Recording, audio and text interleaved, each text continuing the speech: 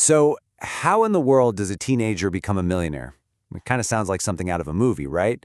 But entrepreneur Iman Gaji claims he pulled it off by the time he was just 18. Today, we're going to unpack the 7 principles that he says were the blueprint for his, let's be honest, pretty incredible and also pretty controversial success.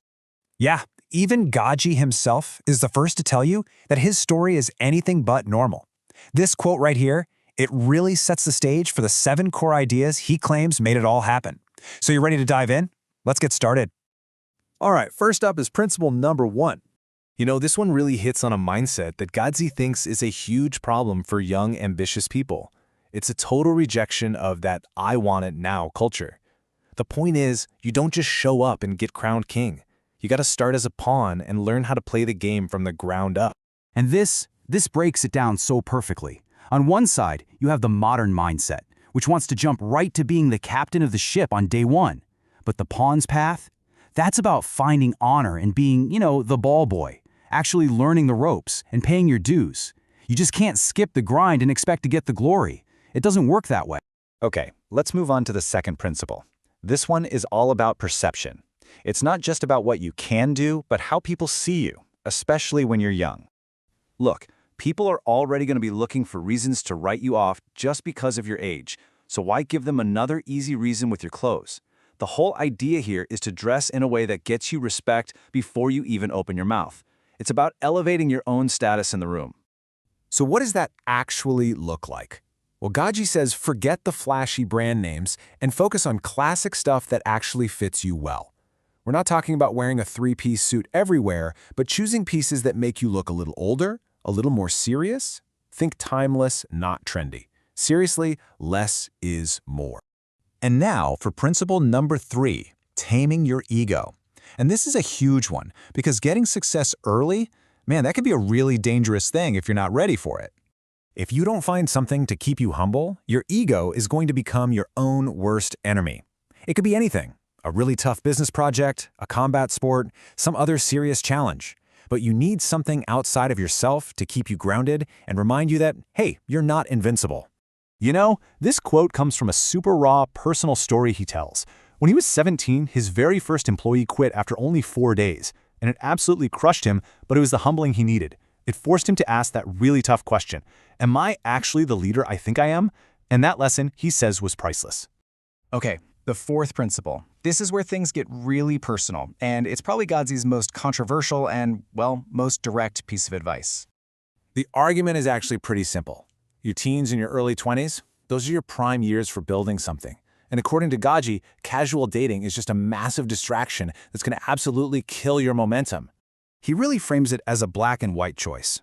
Path 1, find a serious day 1 partner who's on board with your ambitions, which he calls the most valuable asset you can have. Path 2, avoid dating completely so you can focus on building yourself. He sees the whole casual dating scene as this brutal distraction that, frankly, you just don't have time for. Principle 5 kind of builds on this idea of having intense focus, but this time it's all about the friends you decide to keep around. The key here, the really important part, is knowing the difference between your inner circle and your wider network.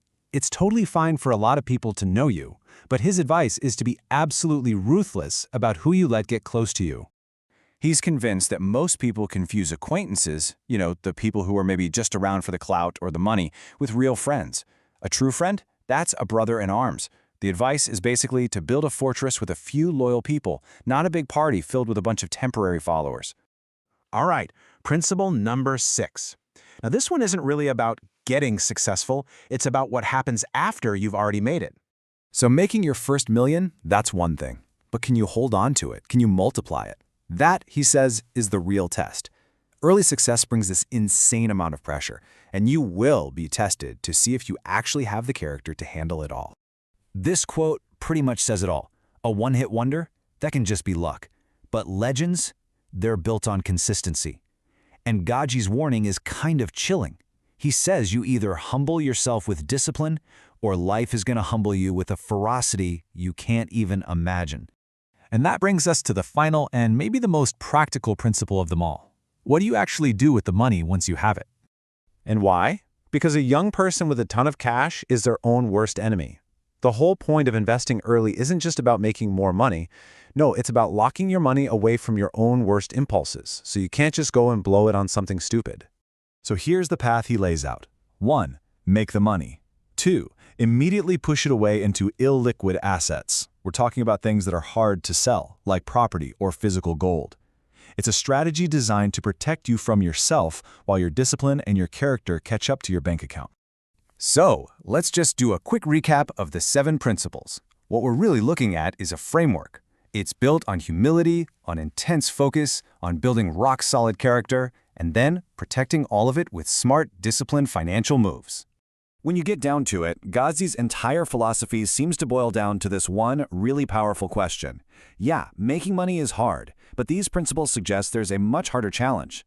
Can you build the kind of character it takes not just to get to the top, but to actually deserve to stay there?